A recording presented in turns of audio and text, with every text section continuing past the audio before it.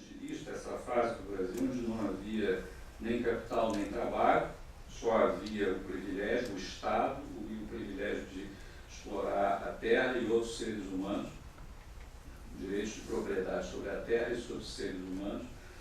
De tal sorte que nós nunca tivemos no Brasil propriamente luta de classe, era sempre uma tensão entre o Estado e seus donos contra a sociedade desorganizada, os brasileiros desprovidos de privilégios. Direita e esquerda pareciam sempre atores menores, de um enredo maior, onde o Estado era um fim em si mesmo, uma encarnação falsificada da nação, e, portanto, propriedade privada de poucos. O Brasil sempre foi desigual, a maioria sempre foi povo, de idade solitária, sem rosto, silenciosa, morta, sempre foi um coadjuvante nesse drama, até quando a democracia de massa ocorre no Brasil, que é muito recente, e, curiosamente, o que acontece na decorrência da democracia de massa no Brasil? Uma hiperinflação. Não tem outra explicação, senão a tensão entre o privilégio e a democracia para esse fenômeno de o Brasil caminhar numa inflação de 100% ao ano, quando começa a nova república, para 83% ao mês, quando acaba a nova república. É o único caso do país que tem esse tipo de explosão hiperinflacionária em tempos de paz, sem furacão, terremoto, nada disso. É uma coisa diferente. É um fenômeno social e político tendo que ver com o rompimento de estruturas antiquadas relacionadas ao privilégio e a pressão democrática pelo acesso ao privilégio. Podemos talvez fazer a teoria que a hiperinflação terminou sendo destruição criadora e esboroou a sociedade do privilégio. A lógica era de incorporar todo mundo no orçamento, essa era a lógica da Constituição de 88, incorporando até bem além do orçamento, todo mundo tinha direito a um privilégio, todo mundo passou a ser credor do Estado de alguma maneira, o que evidentemente torna todo mundo credor do futuro. Se todos na sociedade são credores do Estado devolve isso à sociedade através de tributação hoje em dia. Não tem jeito. Mas, enfim, a lição é quem vai terminar com a sociedade do privilégio e a solução para esse impasse entre a tensão entre privilégio e democracia foi a economia de mercado. Não é por outro motivo que a estabilização, a abertura, a desregulamentação e a privatização são subversivas nesse país. Elas mexem profundamente na ordem semicapitalista desse país, e é por isso que o capitalismo é destruição criadora, e todos esses processos foram dolorosos e na verdade, afetaram vítimas culpadas, né? Não vítimas inocentes. Meritocracia e competição são as mães da destruição criadora, a alma do capitalismo. Esse é o tal do modelo liberal que tanto mal se fala. Enfim, e está longe de terminar a ideia de que o rent-seeking prevalece sobre o empreendedorismo no Brasil. Também a ideia de que competição produz desamparo continua popular. Talvez para o futuro nós não tenhamos um movimento como foi a hiperinflação, de revolta contra o privilégio. Talvez isso ocorra de uma maneira mais vertebrada e organizada, através de uma espécie de primavera capitalista, deixa eu usar um termo assim, onde a sociedade consegue adquirir uma consciência maior do que é privilégio e portanto, maiorias, em princípio, inertes, conseguem participar do processo político para romper privilégios. Terceiro assunto, equilíbrio. Na verdade, responsabilidade fiscal ou equivalência ricardiana, aqui as designações podem ser mais variadas, mas o enredo é simples. Infeliz da sociedade que impõe ao Estado deveres sob a forma de despesa para os quais não entrega a tributação, não entrega a capacidade para executar esses desejos. E esse desequilíbrio, evidentemente, ou se resolve tributando o pobre através da inflação, ou as gerações futuras através de dívida. Quando o Estado condena, a sociedade condena o Estado a esse estado de desequilíbrio, as políticas públicas se tornam essencialmente predatórias. E isso nós já vivemos, já sabemos que não é possível viver assim, e, portanto, estamos construindo instituições que reafirmam a ideia de equilíbrio e responsabilidade fiscal. Acho que temos aí uns bons 50 anos pela frente de construção dessas instituições, e por que tanto tempo? Ainda que a vida hoje seja mais acelerada do que era antigamente, tem uma razão histórica. No Brasil nunca existiu uma criatura comum nos países de clima temperado, conhecida como o dinheiro do contribuinte. Essa criatura aqui não existe. O conceito segundo o qual o dinheiro financia o gasto público é subtraído de forma consentida da mesma comunidade que dele se beneficia, é um conceito estranho à nossa cultura.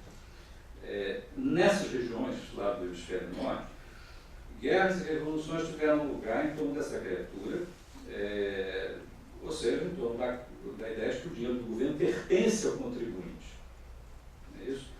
E não ao rei, à natureza ou à viúva, que acho que é o conceito que prevalece aqui. O dinheiro público não tem dono. Essa guerra, infelizmente, no Brasil foi perdida lá atrás. E prevalece a máxima de que esse dinheiro não pertence a ninguém. Os mesmos homens que deliberam sobre o gasto público, nossos parlamentares, se julgam desobrigados de apontar a origem dos recursos e se desligam completamente da ideia de que são eles que também determinam quais as formas de tributação sobre a sociedade. Não pertence ao parlamento, nós não temos instituições que forcem esses senhores a abandonar essa opção preferencial pelo sonho, que é o orçamento brasileiro, uma coleção de sonhos totalmente desligados das possibilidades. É um sintoma daquilo que o Vargas Llosa falou. Preferência pela fantasia, que é muito mais divertida do que pelas puras realidades que apareceriam se tivessem que ser trancados dentro de uma sala, como acontece em outros parlamentos e outros países, e resolver tributação e gasto ao mesmo tempo. Não é o que ocorre aqui. A outra particularidade brasileira, que não é tanto brasileira, mas é que as autoridades aprenderam a abusar de uma inovação revolucionária, papel moeda, a partir de certo momento. Eu recentemente publiquei um livro chamando a atenção para o fato que é de Goethe a descrição talvez mais interessante da disseminação dessa inovação, papel moeda, que ocorre num momento, para botar uma história, quando os poderosos percebem que é mais fácil, mais produtivo do que sustentar alquimistas, charlatães empenhados em transformar chumbo em ouro através de encantamentos, mais produtivo era empregar economistas versados na organização de bancos de emissão de papel moeda. Muito mais útil para resolver os problemas financeiros dos soberanos. É evidente que essa invenção foi descoberta muito cedo aqui, foi abusada extraordinariamente aqui, mais do que, talvez, não sei se dá para dizer que o Brasil teve a pior inflação desse planeta, mas a gente ganha da inflação alemã de 23 no acumulado do episódio, pelo menos em um critério. São 20,7 trilhões em 180%, em 182 meses começados em abril de 1980. A Alemanha é muito menos do que isso, embora os últimos 4 meses alemães tenham sido de explosão. Bom, a moral da história é que o Brasil malandramente tentou contornar as exigências desse valor importante, o equilíbrio e a responsabilidade fiscal, durante anos e anos, via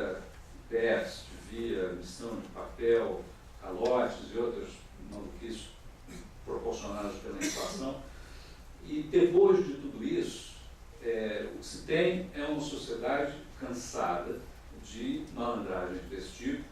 A conclusão é que a reincidência, em se tratando de má-fé nas políticas públicas, afasta a contraparte, destrói a credibilidade, e o país fica, às vezes, privado da capacidade de dispor da sua própria moeda. Uma amputação de um dos símbolos nacionais mais importantes do país, que é obrigado a se dolarizar. O que pode ser mais vergonhoso do que um país do que não ter bandeira, hino, ou não ter a sua própria moeda? Às vezes não é tanto assim, mas quando é por vilania na produção, realmente, como a Miriam Leitão diz no livro dela, né, os países podem fracassar, cheio de estados fracassados. O Zimbábue agora vivendo uma inflação, é um estado fracassado, uma linguagem inventada em Davos, se eu não me engano, e nós estávamos perto disso, porque malandramente achávamos que essa ideia de equilíbrio e responsabilidade fiscal é coisa deles, lá do hemisfério norte.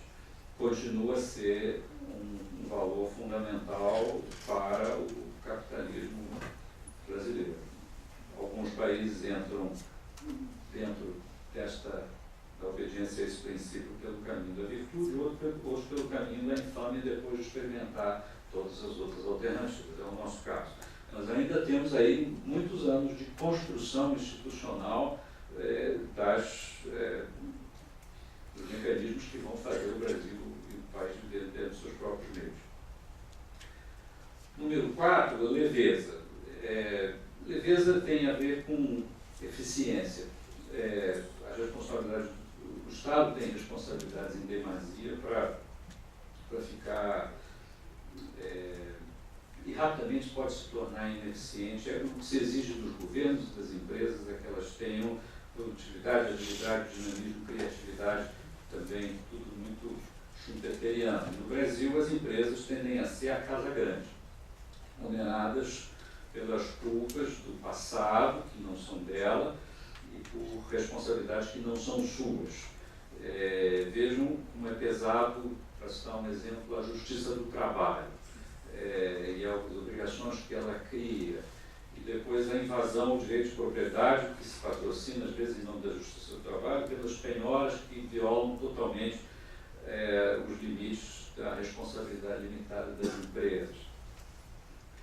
Esse tipo de mecanismo não é capitalista, é o contrário de capitalista, não ser nem socialista, é outra coisa. Talvez cordialidade, que a gente um dia tem que rever, que o capitalismo com isso nunca vai ser muito capitalista. Do ponto de vista das empresas, criatividade, produtividade e leveza são indicadores de desempenho, por sua vez tem que haver com conduta, que tem que haver com incentivos que se definem na esfera da estrutura de mercado. E é isso onde essa área onde as autoridades podem atuar, e é onde a abertura foi tão importante no Brasil, e também a defesa da concorrência, porque competição produz os incentivos necessários para que as empresas façam as condutas que levam à inovação, ao crescimento da produtividade. Fora desses incentivos, nada vai acontecer. Acho que leveza vale também para se pensar na nova divisão internacional do trabalho, onde, e se pensar também sobre o fenômeno da desindustrialização. Esse pequeno objeto aqui, por exemplo, hoje, ele é feito na China, e o que tem aqui dentro, produzido na Califórnia, são serviços, tecnicamente. E, portanto, é esquisito que portanto, a Califórnia tenha se desindustrializado em favor de estados asiáticos, mas a melhor parte, portanto, é essa, não é a indústria. A divisão internacional do trabalho no século XXI tem ingredientes diferentes do que teve no século XIX, e tem a ver com leveza, na falta de uma outra palavra. E para terminar, o princípio fundamental do capitalismo, da economia de mercado é a transparência. É muito fácil fazer a defesa desse princípio no plano da ética,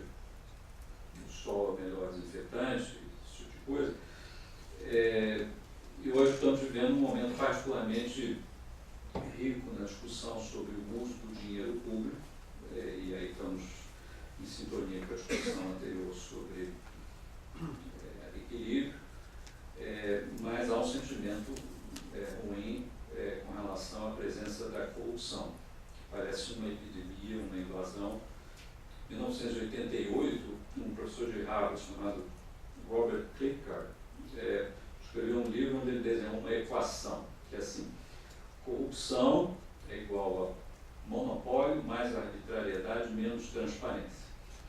3 elementos que produzem corrupção: o não mercado, a decisão arbitrária de uma autoridade num contexto de pouca transparência. Portanto, quanto mais distantes da realidade de uma economia de mercado estão as práticas do Estado, mais propensas essas práticas estão a haver corrupção. A corrupção no Brasil piorou de 94 para cá, a julgar pelo ranking do Brasil na Transparência Internacional, que faz um ranking de corrupção. Nós estávamos na posição número 45, já era ruim, em 94, e o índice mais recente é 69. Caímos em 178 países. Schumpeter, na época dele, estava preocupado com a junção espúria de interesses públicos e privados, na medida que isso podia nos aproximar dos estados fascistas e a criação de privilégios e canais. Hoje, talvez isso ocorra muito mais tendo como preocupação a corrupção do que propriamente o fascismo. Pequeno exemplo para quem tiver o apetite de procurar: 1997, no Economic Journal, 2 economistas, Alberto Hades e Rafael de Tella, publicaram um estudo interessantíssimo. O título é National Champions and Corruption. Vou traduzir: Campeões Nacionais e a Corrupção, Some Unpleasant Interventionist Arithmetics, algumas aritméticas intervencionistas desagradáveis. E, na essência, o que eles fazem é o seguinte: eles vão aferir estatisticamente o impacto do que eles chamam de políticas industriais ativistas e seletivas. E comparam isso num painel de vários países e chegam à conclusão que a política industrial ativa produz mais investimentos, sim, mas valores entre 16% e 44% dos investimentos viabilizados por políticas industriais ativas se transformam em propina. 30% em média, portanto. Ou seja, cada R$1 empregado em política industrial ativa, 30 centavos vira corrupção, conforme esse estudo de vários países. Uma demonstração, eu acho que aqui eles estavam influenciados muito pela experiência do leste europeu, onde a corrupção é muito pior do que aqui, isso segundo a lenda, mas, na essência, a mensagem é que o mercado é uma forma de luz do sol sobre as relações entre o setor público e o setor privado. E sobre o mercado, eu queria terminar fazendo uma observação também conceitual importante, creio eu, sobre a entidade, o mercado, no que isso alterou a política. E eu também acho que vai alterar ainda muito mais. O relacionamento entre os soberanos, presidentes e os agentes econômicos hoje tem esse mediador importante, que é o mercado. É uma criatura sob qual tem muita celeuma, muita contrariedade, na verdade, porque o mercado é uma forma pela qual a opinião pública pode se manifestar de uma forma extremamente objetiva diante de cada manifestação das autoridades em tempo real. No passado, se pode dizer que a opinião pública não era uma consideração na prática de políticas públicas. Os soberanos podiam reduzir o percentual do ouro da moeda, de ouro na moeda, ou coisas desse tipo, e a vilania estava afastada da repercussão. E, portanto, era mais difícil identificar as culpas. Os poderosos podiam praticar desafios econômicos sem risco de enfrentamento com a opinião pública. Isso não precisa recuar séculos, basta recuar ao regime militar. Todavia, para políticos e economistas da velha guarda, esse olhar vigilante do mercado sobre suas ações ultrapassa a impertinência.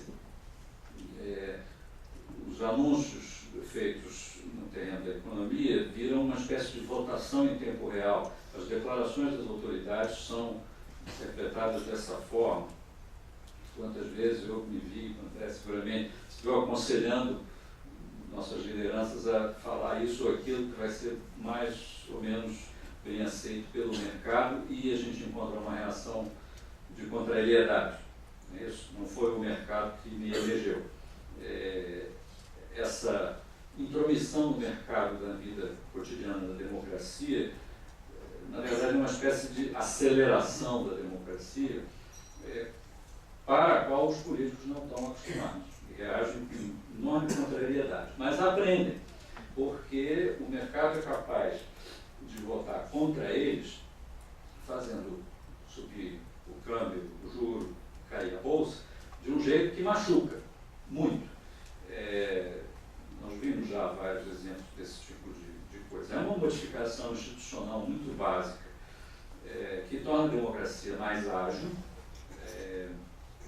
quem sabe mais direta e efetiva, que os poderosos jamais tiveram a sua impunidade cotidianamente ameaçada por essas mobilizações coletivas que se organizam através do mercado financeiro e que provavelmente vão se organizar também através de outras formas ensejadas pelas redes sociais e essas coisas.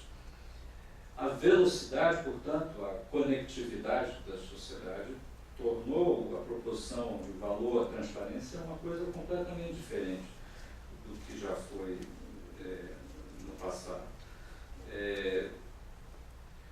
Os políticos acham que o mercado não é nada disso, é o poder econômico, são os banqueiros, são de operadores brincando de videogame com o dinheiro dos outros, ou então uma conspiração da imprensa.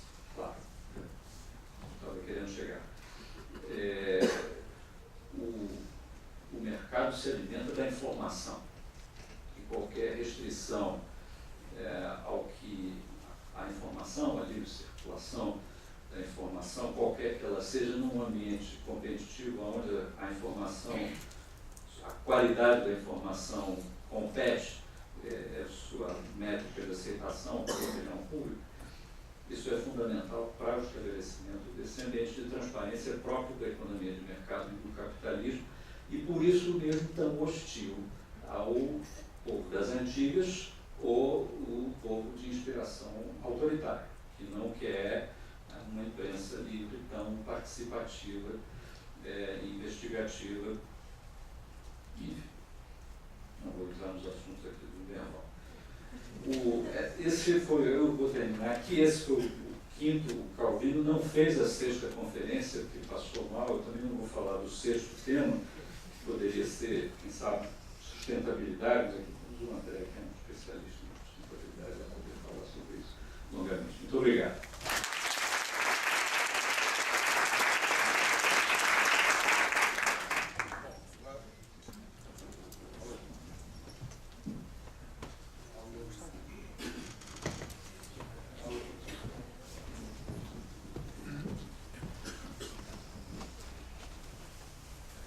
Bom, nós vamos passar as perguntas, mas eu quero começar com a pergunta. Para o Gustavo, aproveitando já o seu final, como é que a gente pode entender o capitalismo de Estado na China e em outros países,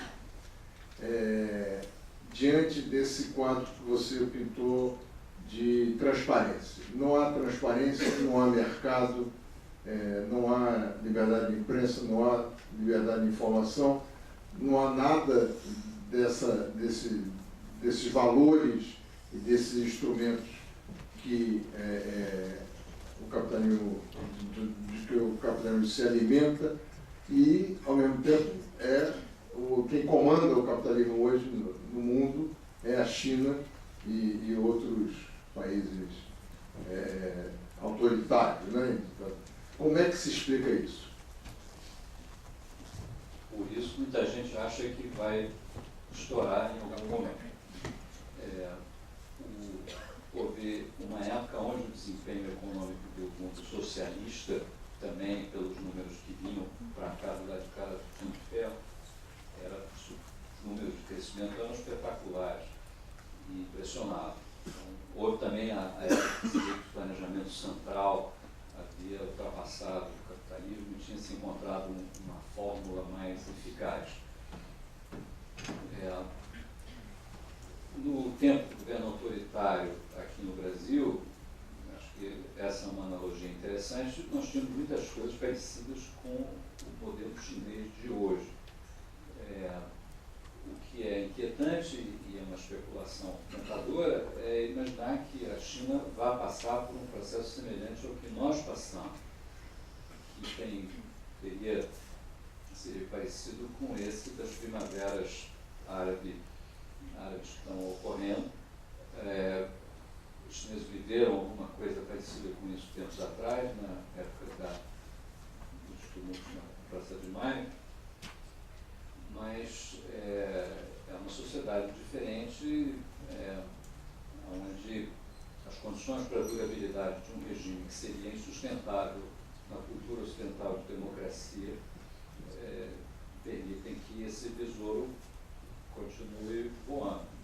Essa coisa da democracia, durante muito tempo se dizia que a democracia e o capitalismo eram coisas inseparáveis, né?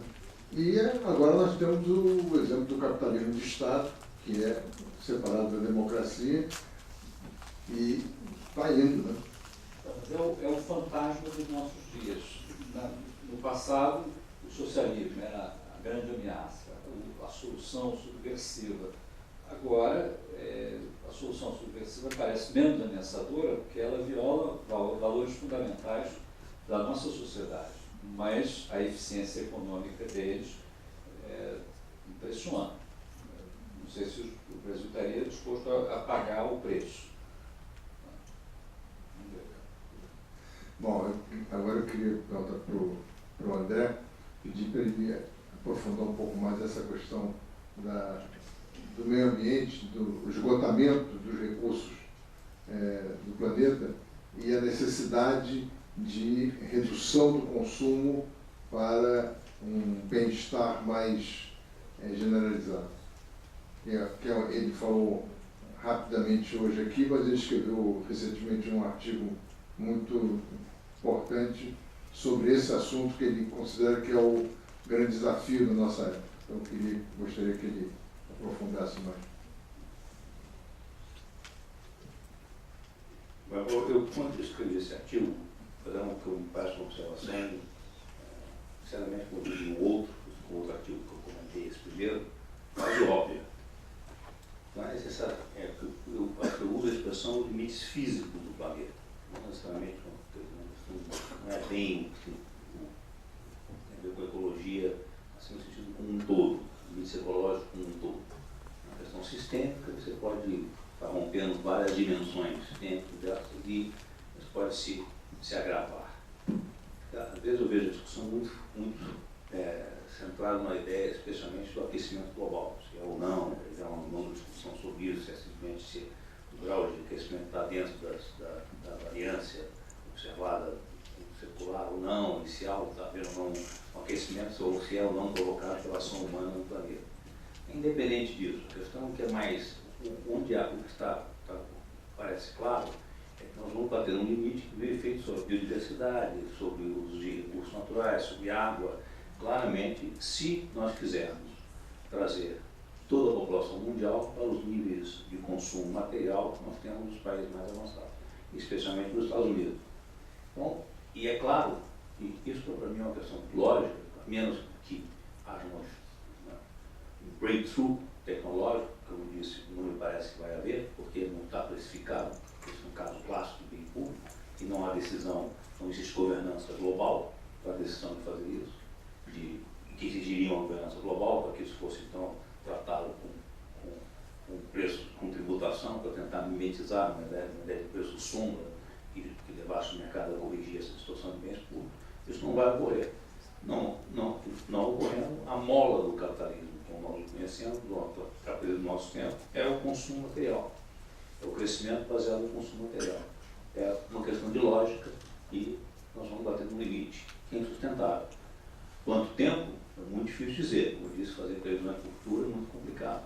Mas fica evidente, e não é só a questão dos limites físicos do planeta, já tem a ver com o bem-estar hoje. A questão, eu gosto do exemplo mais claro, é do uso do automóvel. É evidente que o uso do automóvel, especialmente o uso urbano nas grandes metrópoles, basta ver São Paulo, está se tornando disfuncional. Então, se a economia é baseada no crescimento no automóvel, tanto do transporte individual, o transporte privado individual, o motor a explosão, você tem uma combinação que é óbvio, você não pode ter o mundo todo nesse modelo. E isso tem que ser equacionado e não, eu acho que esse é um grande desafio, porque o modelo todo do capitalismo, eu falo da crítica cultural, está baseado na ideia de que mais é melhor, mais consumo material. E como eu disse, eu acho que já há uma percepção hoje crítica disso, de que essa nós perdemos a razão, esquecemos de saber por que queremos mais para quê. E isso, eu não acho que isso é muito complicado, mas acho que é o grande desafio hoje. E esse desafio é cultural, porque nós estamos baseados num capitalismo que estimula isso. Estimula de uma forma permanente a ideia de que não tem insaciabilidade, e ao contrário, a ideia de que você não tem mais, você é um fracasso. Está baseado na publicidade, está na publicidade explícita, está na publicidade subliminar, está por toda parte. Esta é uma questão, parece a questão mais grave, a questão ou mais difícil de serem superadas sobre o capitalismo. É integrada com a questão ecológica, mas não é exatamente, não coincide com a questão ecológica. O Jared Diamond, esse geógrafo que escreveu O Colapso, ele escreveu um artigo algum tempo atrás no New York Times, fazendo uma conta de consumo, e dizendo que se os países do terceiro mundo em desenvolvimento que tenham o objetivo de alcançar o primeiro mundo, os países asiáticos, se todos quiserem ter o mesmo nível de consumo que os países desenvolvidos já têm, que o mundo não dá conta. Então, tem que haver alguma mediação aí, alguma política para convencer os que já têm um nível de consumo, os pobres já têm um nível de consumo muito alto, que eles devem abrir mão de algum tipo de consumo para permitir que quem não tem ainda esse nível se aproxime desse nível ideal. Que é uma complicação danada, né? Você não tem uma governança global, você não tem projetos internacionais que regulem isso, é muito difícil, muito complicado, mas... Só uma observação, porque a outra questão que é fundamental disso é justamente essa questão da desigualdade no mundo interligado, globalizado. Desigualdade, enquanto você não tem noção do que ocorre do outro lado, é mais tolerável. Desigualdade, quanto mais interligado, e hoje o mundo é integralmente conectado, interconectado, a questão da desigualdade está se tornando muito complicada de ser tolerada. E cria tensões, e desagregadora, violento, muito complicado. Portanto, a ideia de que o mundo está integrado, e isso não tem como reverter, porque foi integrado pela tecnologia. Essa tecnologia integrou o mundo. Hoje a comunicação integrou o mundo, a internet integrou o mundo de fato, nem questão disso. Mesmo que você proíba, fecha as fronteiras, como nós vimos agora na Primavera Árabe, de toda parte, você está hoje integrado pela internet. Então, hoje não vai ser mais possível sustentar um mundo tão desigual. E não é possível levar todo mundo ao nível de consumo dos países desenvolvidos. Me parece uma questão de mera lógica. Esse é o ponto. E é curioso como, ao afirmar isso, gera uma enorme polêmica. É uma questão, disse um outro artigo, gera uma sensação polarizada de as pessoas, olha, você está, isso é uma posição neomalthusiana, e aí neomalthusiana, as pessoas dizem, olha, não, nós sabemos que Malthus errou porque ele fez uma coisa específica que ele apontou, estava errado, a preocupação estava correta, a lógica estava certa. Ou então, do outro lado, a ideia que é muito impressionante, o lado verde, que também é completamente radical e intolerável, não apaixonado. Então, você tem uma polarização onde não há diálogo, impossível.